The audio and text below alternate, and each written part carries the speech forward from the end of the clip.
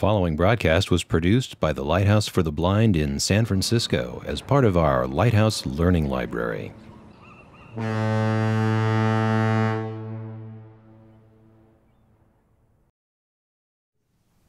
Mike Bullis has thought about this and many other questions. He's currently the executive director of the Image Center in Baltimore, Maryland. Mike has done, I don't know, well, you're going to hear from him every day of this week on some different topic. Mike has had many different careers, from blue collar to executive. He is a keen observer of our field. He has written some of the things he's written you can find on the net: open letters to blind job seekers, open letters to employers thinking about hiring blind people. Very articulate and very insightful ideas about what the truth is in getting that job and keeping with it. Mike's been a friend, a very interesting guy with many facets to him, and I think you'll find nobody who can give you a clear idea of the value of work beyond that paycheck and why you should do it. So let's give it up for Mike Bullis.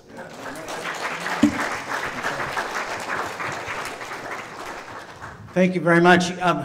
Brian and I were talking this morning, and he observed that sometimes I say something and he was thinking it, and sometimes I use exactly the same words. So if I say anything that really annoys you, just it was Brian. Okay, it was actually something he thought, and I was trying to be helpful. I want to thank you all. Brian had asked us to say a little bit about ourselves and our background before we started, and I want to say that for these purposes, my vita is, I've had more jobs than humans should ever have. I've gotten more jobs in my life.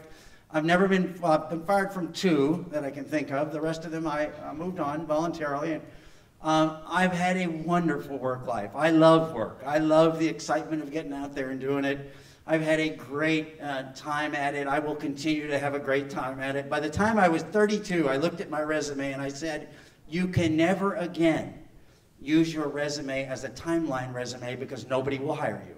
I had already done several different things that it was difficult for me to sort of catalog in any way that was meaningful, and so I began cherry picking for whatever job I was going to hire for. I would create the resume of my experience around that job, and I still do that to this day. I've owned 14 businesses. Most of that started well after my 30s, early 30s, but I've hired. The other piece is I have hired hundreds and hundreds of people. So I've looked at tens of thousands of resumes, God help me. And God help you if you ever should have to do it. And so I get a sense. I know I'm the employer who gives your resume that 2 seconds, right? That 2 seconds that you wish I would take a minute on, and I look at it for 2 seconds because I've got 70 of them in front of me and I need to move on. So I've got that experience. You say, well, how come you've hired hundreds of people? Well, I owned restaurants, so, waiters and waitresses, they flow like water through your system. And you're hiring them, and they're leaving, and you're firing them, and whatever. Some of them I helped move on into better careers. Some of them I helped do other things. But it was always interesting, every day, what's going to happen with people. And so I've also been the assistant director in an agency up at the Oregon Commission for the Blind for a while. I am currently the director of the Image Center in Maryland. We train people with all kinds of disabilities to get employment. You can read our blog, by the way, at www.imagemd.org. I think it says a lot of very good things about not just employment, about disability in general and what we ought to be thinking about and what we ought to be doing. But so that's sort of my vita, if you will. That's my background for the purposes here. What I told Brian is I don't want to tell a whole bunch of stories about me because, frankly, I think us baby boomers, I think people just about had enough of us. We're getting to that point where there'll be a conversation start and one of us will say, well, I remember when, and you just roll your eyes and go, oh, God, please, not another one of those stories, right? So I won't give you many of those, and the reason is because unless they really affect how you can make decisions, unless I really learn something from them, or unless I think you might be able to learn something from them, then why bother, okay? I'll try not to simply speak to hear myself talk. So why should people go to work? Well, first of all, the people who go to work get the girls. Oh, I mean the guys. Okay, so You know, think about it a minute.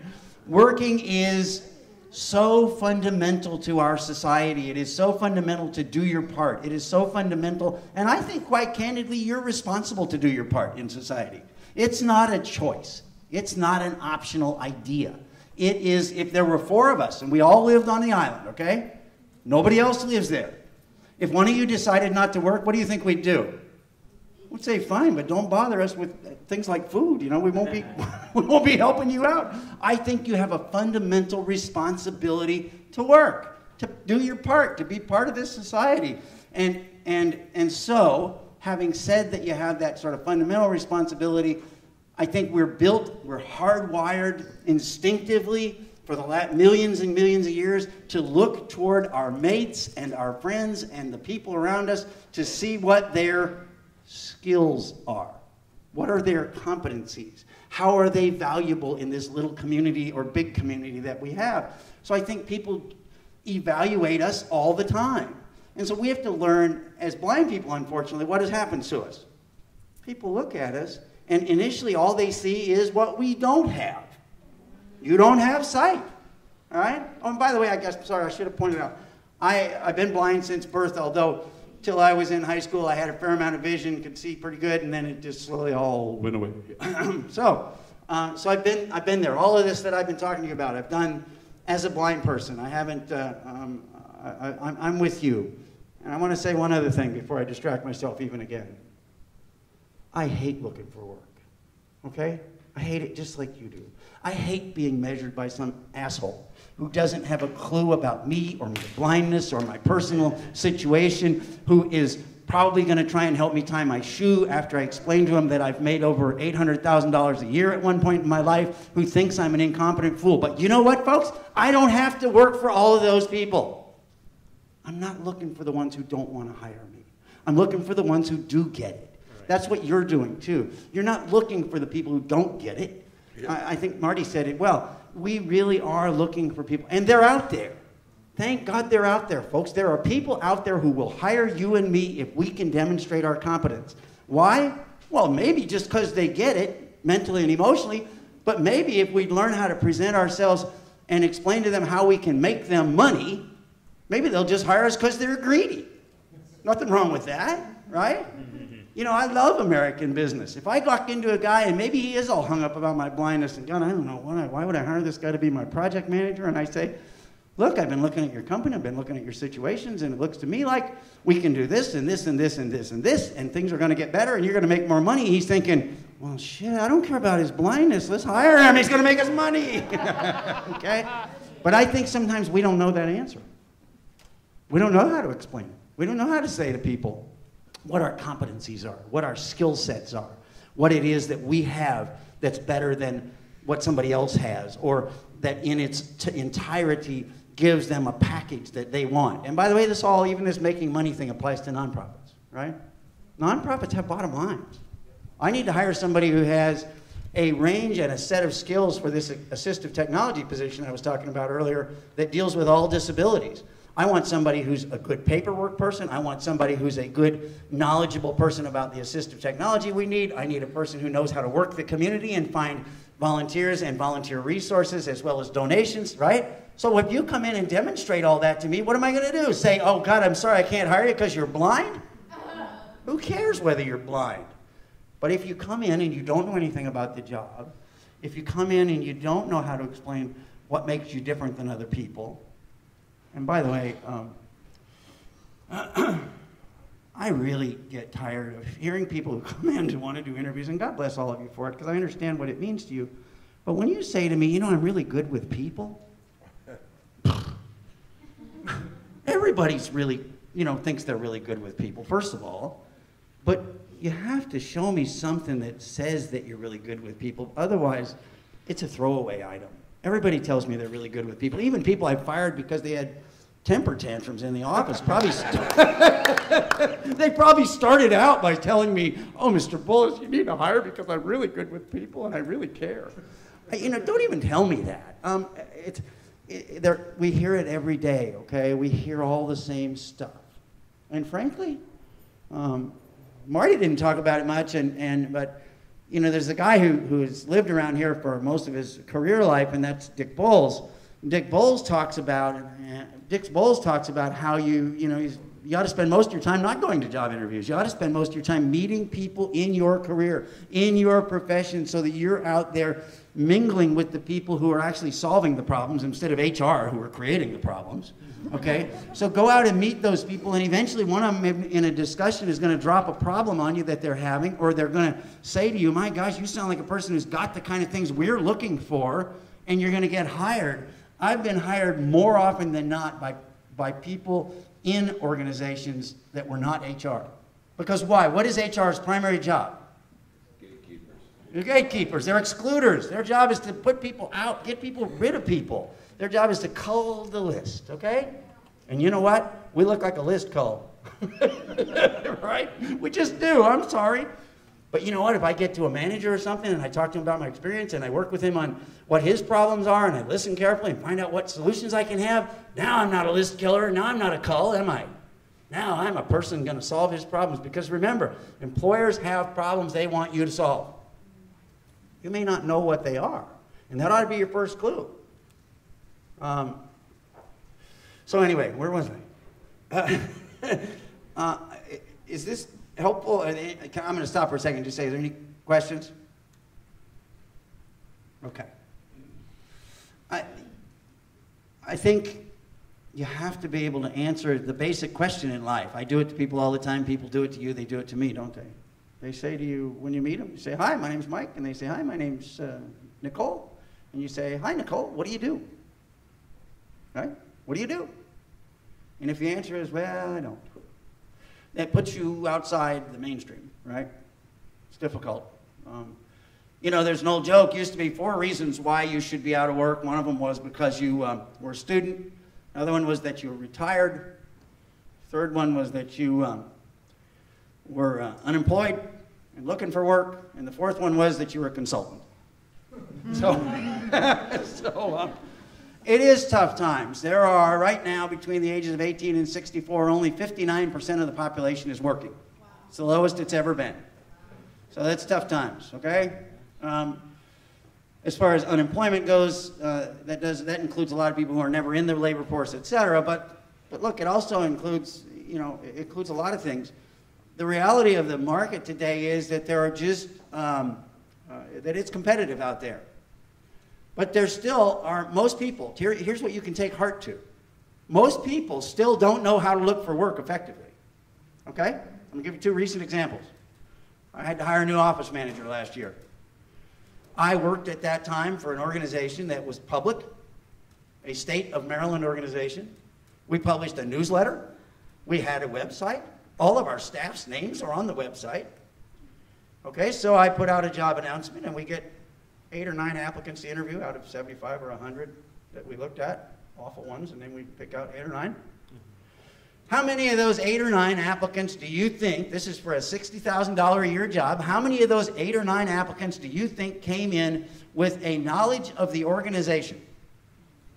2. 1. Okay. How many of those people do you think called? No, it wasn't, actually that wasn't the person who ultimately got the job, because even though she'd done her homework on that one piece, there were other issues with her. All right, so how many of the people who could have called up the former or got a hold of the former office manager to say, hey, what about this job? How did you like it? What were the pluses of the organization? What were the minuses? What are the situations that you liked about it? What might be improved, right? How many people called her up? 0. Why? I don't have a clue, but thank God they didn't call her, because you know what? That just makes the field wide open for you and I. As long as there are that many silly people. For example, I left that job in December to direct the Image Center. I was asked to come over there and direct it. I was honored to come and direct it. So I started in January of this year. So my job as director of the Assistive Technology program in Maryland was open, wasn't it? So they started hiring. They had 3 rounds of interviews. They went through a couple of 100 resumes. How many calls do you think I got asking me about the job and what were the issues with it? And I got 1.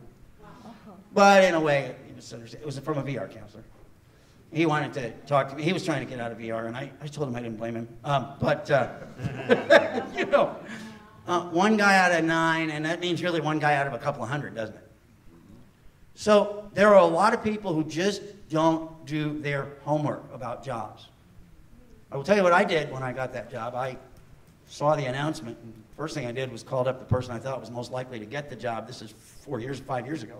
And I said, Lori, are you applying for this job? She said, no, I don't want to do it. I'm not qualified. I said, you're kidding, right? She said, no. I said, well, okay, if you're serious, fine. So at least I knew that my main competition was out of the way. And then I read every newsletter the organization had. And I read that they had a couple of subcontractors, and so I called up their subcontractors to find out how the organization was to work with.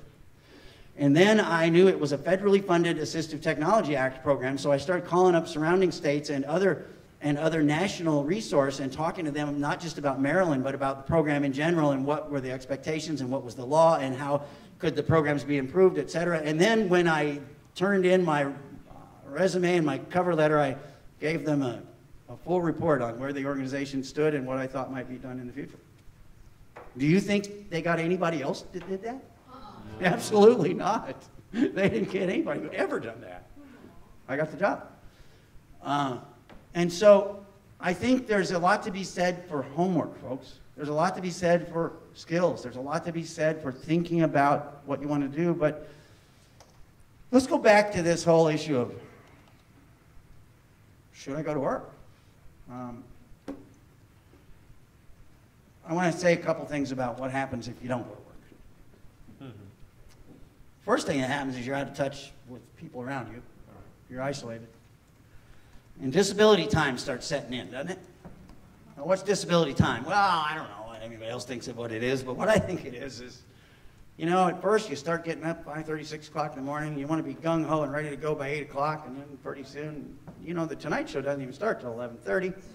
So, you know, I have to get up a little later, and I'll still be okay because I can get up at 8. And, you know, it's really, you shouldn't even be calling employers by 8 o'clock. You ought to be calling them more like 9:30 or 10 after they've had their coffee, and, you know, so there as you can. And you probably shouldn't even call employers on Mondays because, you know, they're all ticked off because they had a bad weekend. And you don't want to call them on Fridays because all they're thinking about is the weekend. So now it's down to just Tuesday, Wednesday, and Thursday, and, you know, they're really busy then. So I don't know when you should call them.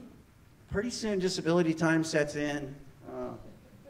My first experience with being out of work was when I was 18 or so. I moved out of my house, and I had this factory job, but they had a layoff, and I was desperate because I didn't want to move back home.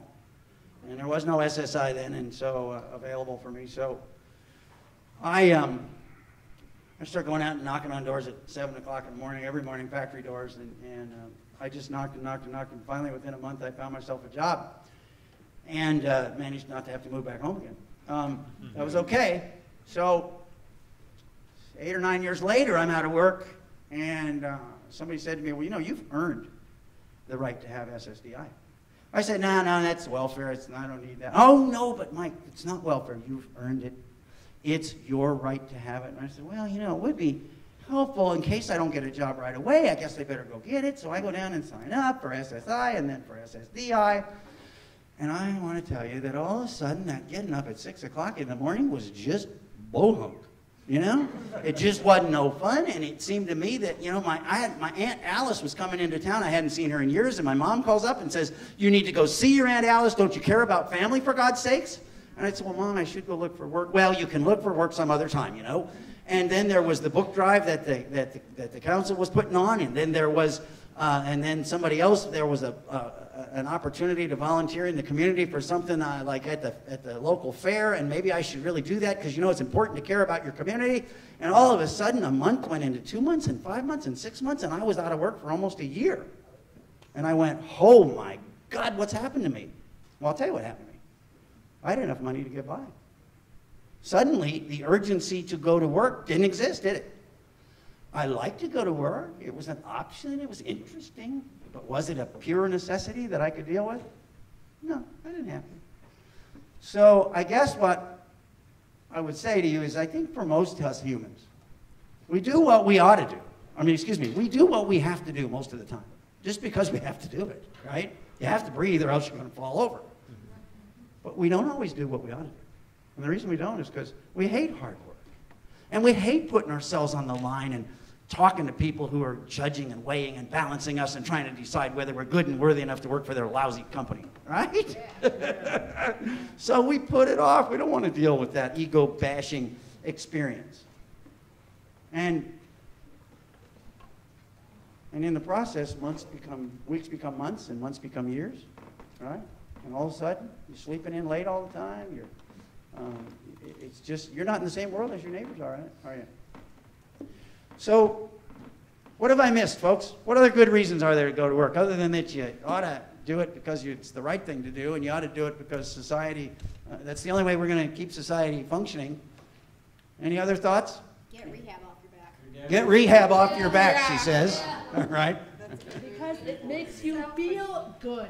Work makes you feel good. Well, especially when you get the paycheck. I've had some jobs that I hated, to be honest with you. I had a couple of jobs that I just absolutely hated, but I sure felt good on Thursdays. Right after they paid me, and then I felt good. And you learn new stuff. And you learn new stuff, and it's very exciting to learn new stuff, even though it's painful. And I will tell you, one of the hardest jobs that people have who go blind later in life, especially after maybe 25 years old, is that suddenly you are confronted with things like JAWS and a myriad in grade 2 Braille. You got this myriad of complex codes that you all of a sudden have to learn that have no relationship to reality.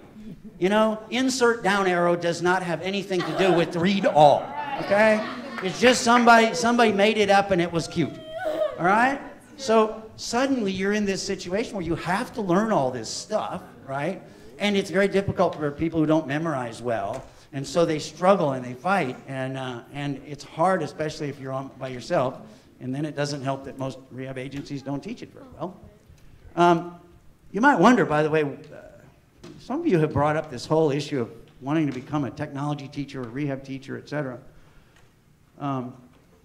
First of all, you can't all do it.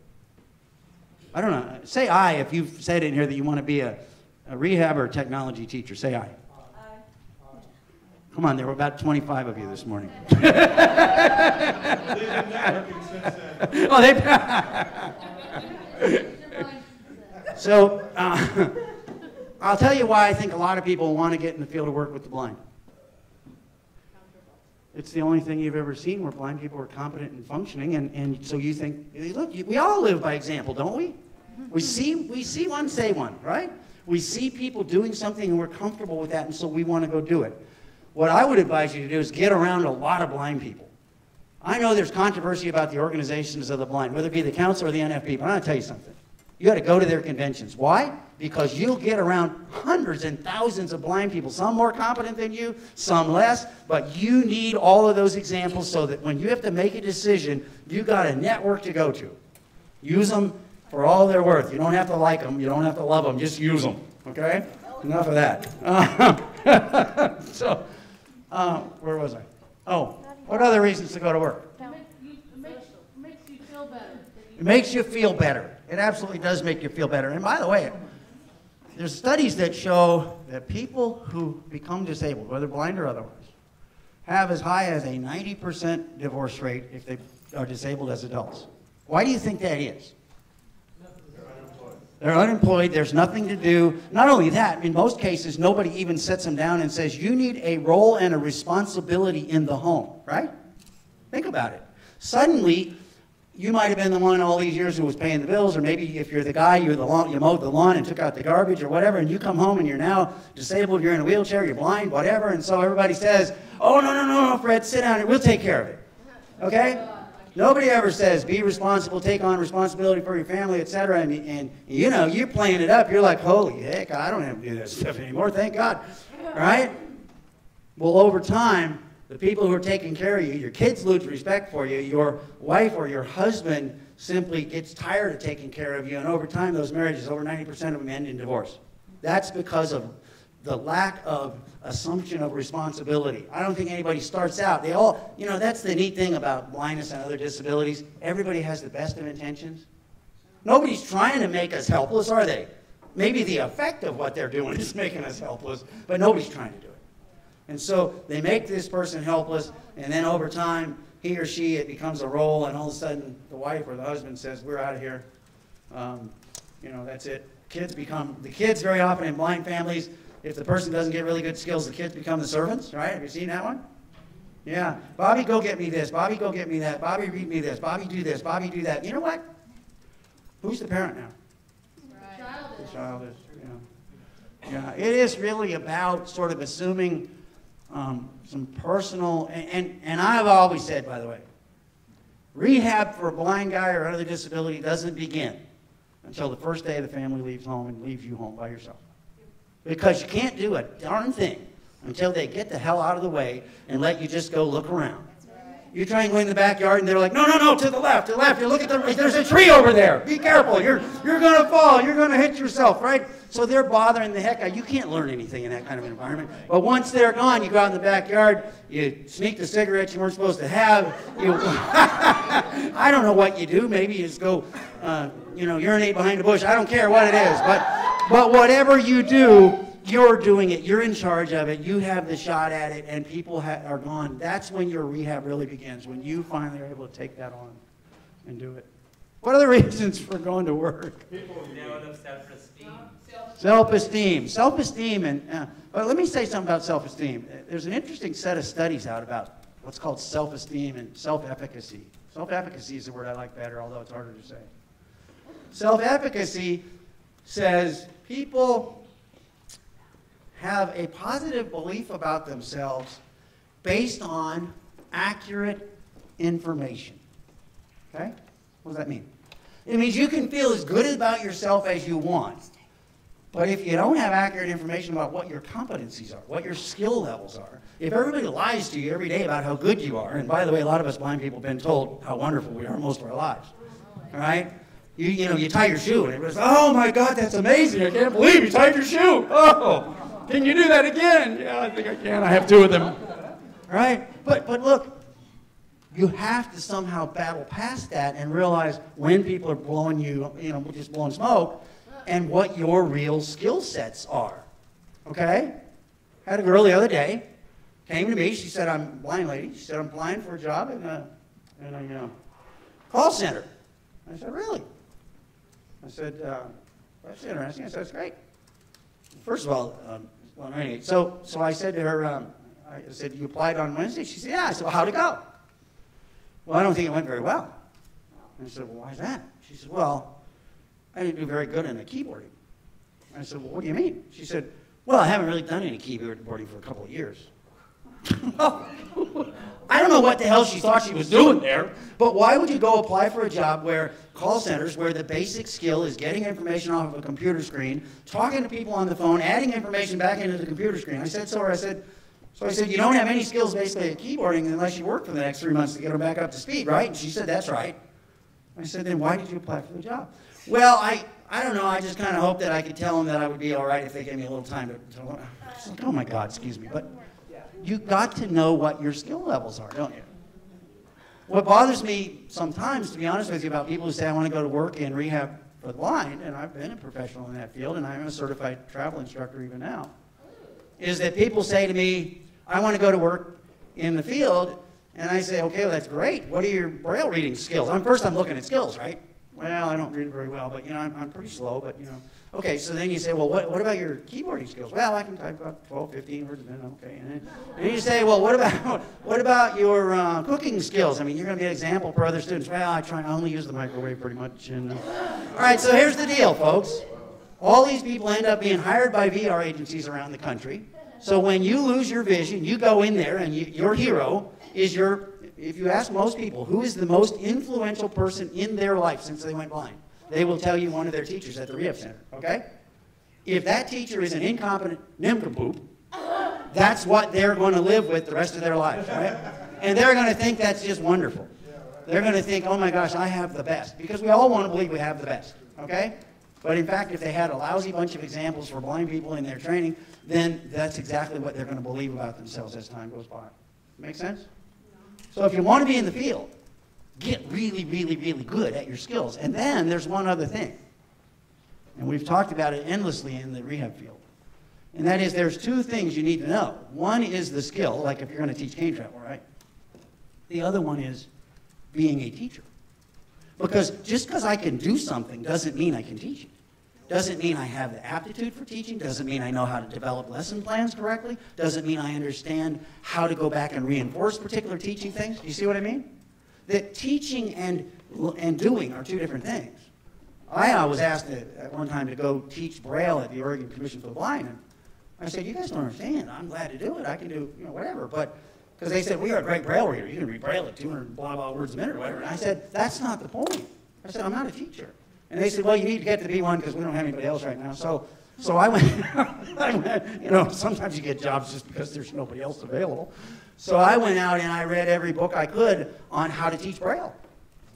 I became pretty knowledgeable on the different methods and the different techniques, et cetera, et cetera, et cetera. And I think I became a fair, I just want to underline the word fair, not good, but fair Braille teacher. But I was frankly a lot better than the lousy ones. And there were a bunch of them who didn't know anything but the book. They handed the student the book, said, here, work the book. Oh my God. So I guess I would just say you have to learn your competencies. You have to learn what you're good at.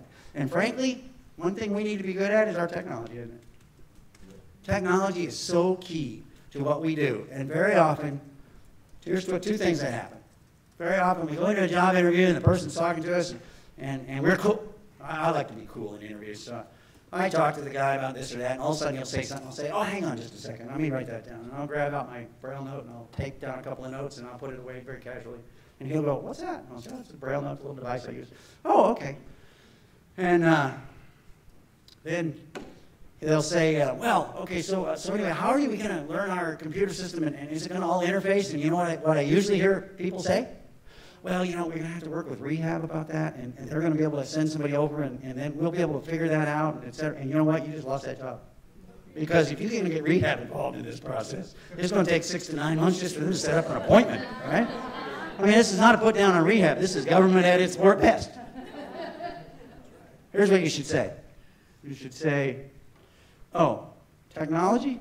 You know what? Give me the name. Who's in charge of your IT? And he'll give you a name. You write it down. You say, give me his number.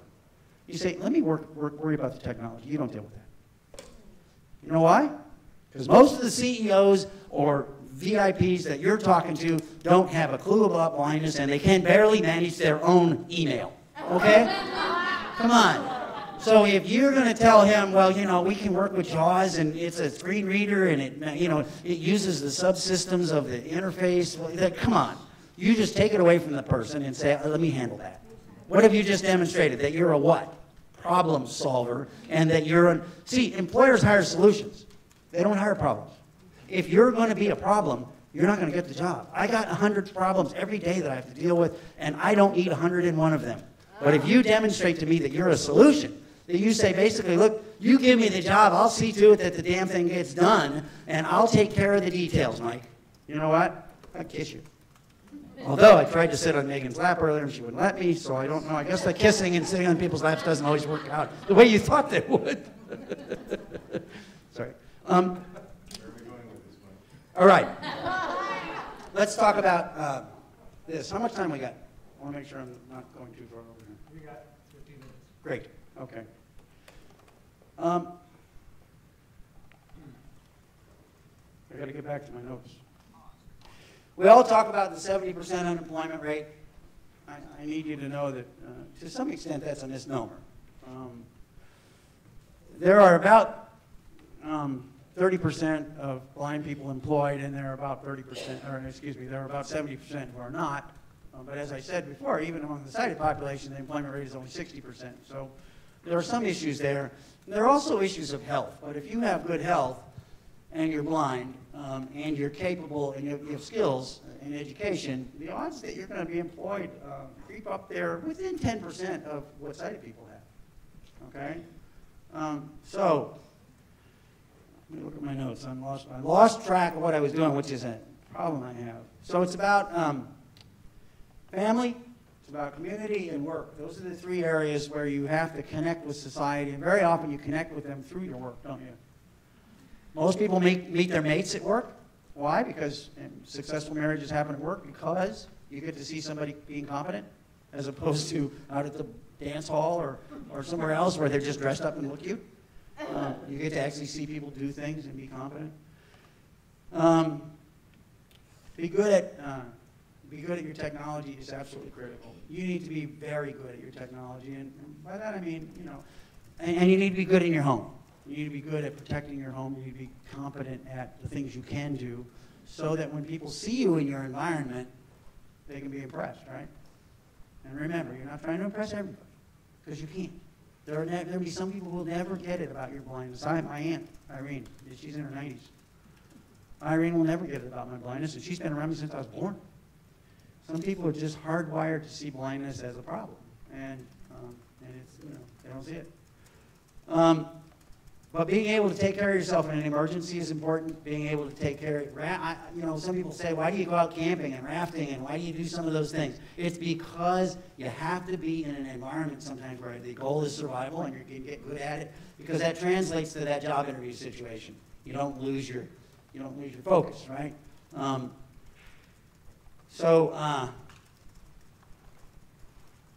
I think we've really covered most of the things I wanted to say initially about employment and about sort of why it's important, what it does.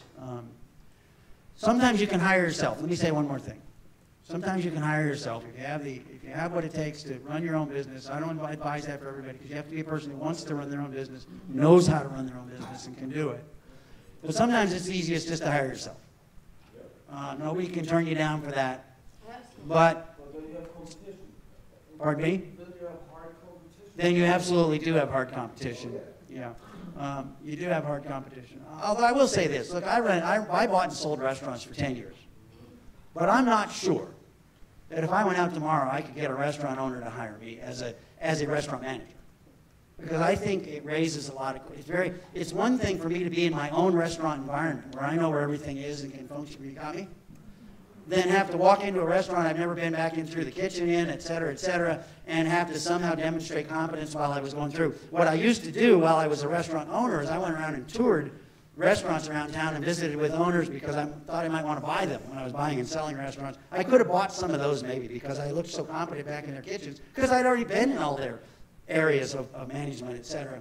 But you have to be able to demonstrate that you can really do it, and I think it's more than I can do it. You can't just say it, you have to do it. Doing it is really important, and somehow you have to get a mentor. Somebody who will be totally honest with you about what your real skills are. Because your real skills are the important things. Am I competent at travel, or should I be working harder at it? Do I carry myself with poise? I used to sit around and have people teach me how to hold my head and how to hold my hands and what kind of poises that people had and so forth. Because I didn't know any of them. I didn't know how people did that stuff, so people told me you look like a statue. You know? Well, hey, it's natural to me. So, you know, you work with a mentor. You need to work with somebody who can really coach you about what you look like. And then about your real honest skills. When you type 50 or 60 words a minute, that's real skill, okay? When you're typing 15, that's a joke, okay? And somebody needs to be able to tell you that. When you use JAWS as a screen reader, you go to a screen and it takes you 15 minutes to find something on a screen, somebody needs to tell you, you don't know the techniques to get fast at JAWS. You need to get them, otherwise you're not competitive as an employee, are you? Period. You need to know that sort of stuff, and you need to be around people who can help you get there. You know, it's also good to find your own niche. And absolutely. But let me say something about finding your own niche. That takes a lot of time. I talked to people a couple weeks ago who told me, this gal who told me that the reason she wasn't applying for jobs yet was that she hadn't found her passion. Well, you know what? Why don't you just go find a job first, okay? And we'll get to that passion thing. Look, I'm the executive director of an organization. Is some of it my passion, the part where I get to go out and speak and have a good time? Absolutely. Do I like the paperwork, the federal reports, the accounting, and all that? No, I hate it. It's not my passion. Wham, too bad. Do it anyway. Right? Sometimes you just suck it up and move on. But you know, this year, I have found, because I am self-employed, and what I do is a passion for me. And so because it is a passion, it is working very well for me. Yes, absolutely. You know, and I mean, I am a health insurance broker, Right. but I'm not out to sell insurance. My primary goal is educating. Right. That's where my passion is. And the reason I said get a job is because I think a lot of people are waiting around for some passion butterfly to strike them on the head or something, that passion hammer. I think you get your passion by experience. I think you go out and do a lot of stuff, and one day something really makes sense. If you do some informational interviewing, and I love informational interviews, go out and talk to people about how they got their jobs. The first words they begin with when you say, how did you get this job? The first words are, Well, you know, it's kind of funny, and then they'll tell you this convoluted story about how they came on their job. And it's usually a series of flukes that led them to where they are. But it started with work. And I love volunteering, by the way.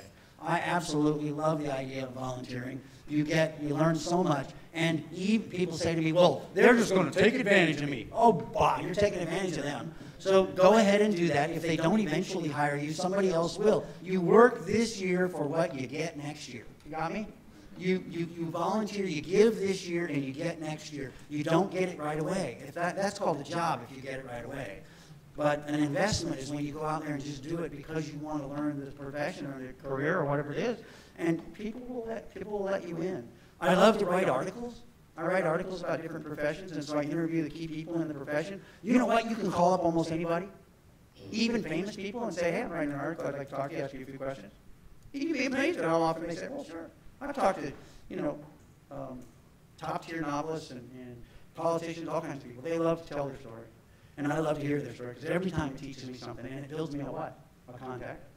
And then I take that part, and then the last question I ask them is, so you have other people that I might be able to talk to about this profession? And they say, well, yeah, you talk to Joe and Bob and Tim. And I say, well, great. So I call Joe up, who's also famous, and I say, hey, Joe, Fred told me to call you up and visit with you for a few minutes. You got any time? Oh, absolutely, he's got time. Right? Getting jobs, to be honest with you, I guess I told you earlier, getting jobs for me is not the problem. It's I've had a wonderful work life. I just wish more of us were doing the right thing when it comes to career search. More of us doing, and with the intensity of career search that it really takes. I remember that if you've given out 30 resumes, or if you sent out 30 and then you need another 50, get them and get on with it. How many professional contacts have you made in the last 2 months is a very good barometer for whether you're really looking for work. If you've made more than 10, you're probably looking for work. If you've made less than 10, you're not. Because you're not building any momentum, you're not making any noise in the field, you're not building any passion, you're not building any energy. It's just a slow process to hell. You need to get with it and work at that with intensity. It doesn't have to be right. You don't have to do everything right. People tell me, I'm just waiting for the right moment. No, you're not. You're afraid of the moment. Okay? I think that's my starter. I promise not to be quite so mean to you after this. We'll talk about we'll talk about other more details. But I think it is important for us to really get those, think about competencies. What am I good at? And then we'll talk about how to present it, how to package yourself, how to reinvent yourself, how to help people look at you and listen to you and think of you as a competent professional that really they need to hire. Not that they want to hire, somebody they need to have on their team. That's what it's about. Thanks.